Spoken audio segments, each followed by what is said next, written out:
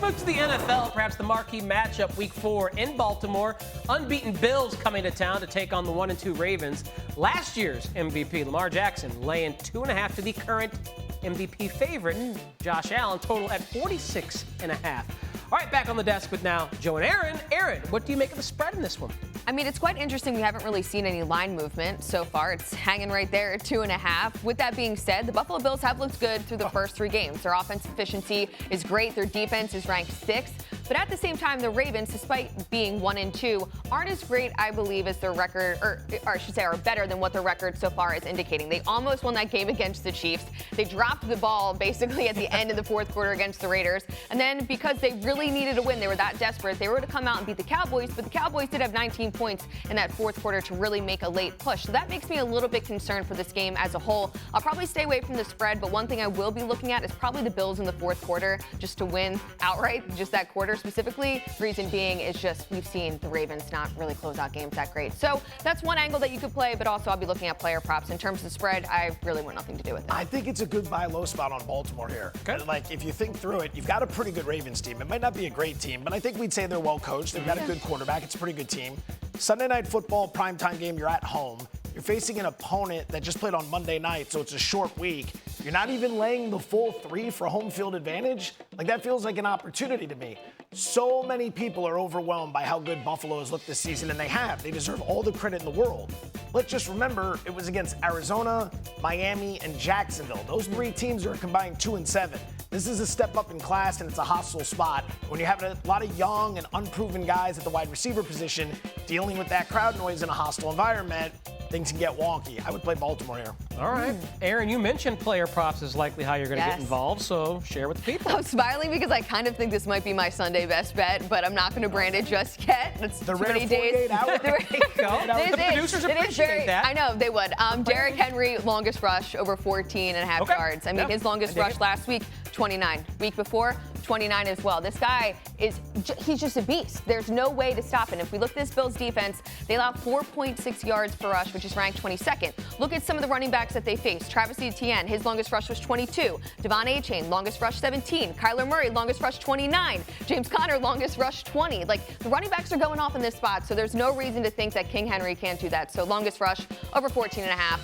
And I'm biting my tongue, trying not to make it my best bet because it's a little aggressive. It's a little aggressive. He is worth watching the rest of the way out. He led the NFL in rushing attempts last year at 280. He's currently on pace for 317.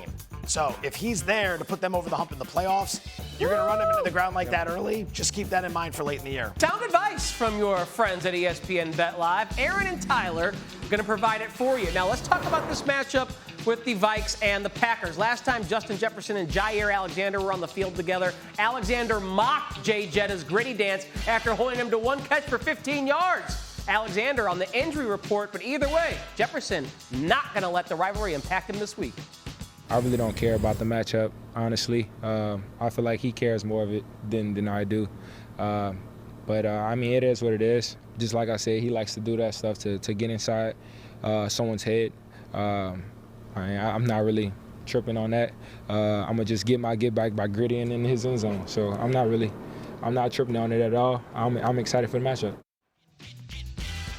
All right, Erin, after hearing that sound from the league's best wide receiver, how would you I actually love that. I mean, it's great. I love the back and forth. How would you feel about betting Jefferson this week? So I would go over his receiving yards. Now we also know that Alexander is currently questionable in this spot, but there's no way that Justin Jefferson doesn't have that in the back of his head. He's like, oh, this isn't going to get in my head. Come on, you're human. You want to go off in this spot.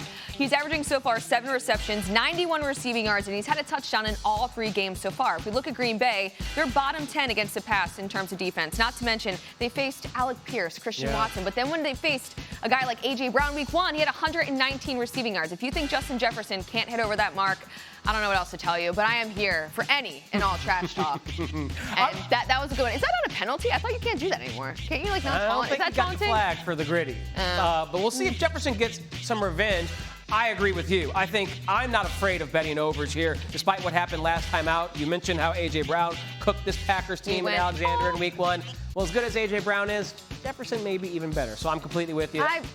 I would say he's better. My As a advice, Eagles fan, don't be scared to bet on Jefferson this week. All right, meanwhile in Kansas City, it's been a big concern with this guy, Travis Kelce. Just 8 catches for 69 yards through 3 weeks. Kelce has said he's ready to rock and roll and not concerned about his lack of production. His coach and QB both agree that their top tight end is just fine. I know people are saying that he's old or whatever, has distractions and all this, and the defenses don't think that. And so we have another receiver that plays opposite him that has a lot of yards and catches.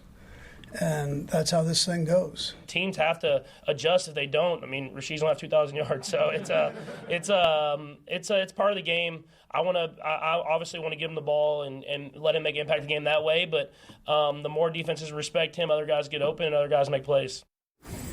All right, Erin, that's what Andy Reid and Patrick Mahomes have to say about their top tight end. How do you feel about him this week? So I'm going to be staying away from all Kelce props for the time being. He's played over 10 seasons in the league, and if you're trying to tell me that his international superstar girlfriend is not a distraction, I'm not going to agree with you. Now, at the same time, we saw this last season. He started off a little bit slow, then started to pick things up. But so far, in terms of his props that we've been seeing, they continue to come down. And last week, I mean, we saw it as low as 47.5 in terms of his receiving yards. That was against Atlanta, and he still went under that mark. I know we're seeing it a little bit higher for this game, and the Chargers defense isn't great against the pass, but there's no reason for me to just think, oh, suddenly the tide's going to turn. They have a ton of other guys that they can throw to in this spot. And they mentioned Rashee Rice, who's been balling so far this year. I would continue to lean on that and listen to what Reid and Mahomes are telling you. People are so worried about Kelce. This guy is the one who's become the alpha in this offense. So I'll keep leaning into that. Like you, I'm staying away from Kelce, but I'm betting on Rashee Rice in every which way that I can.